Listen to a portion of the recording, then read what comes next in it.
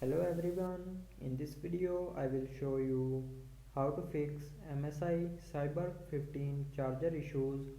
So before starting the video, don't forget to subscribe the channel and also press the bell icon. So let's start the video without wasting any time.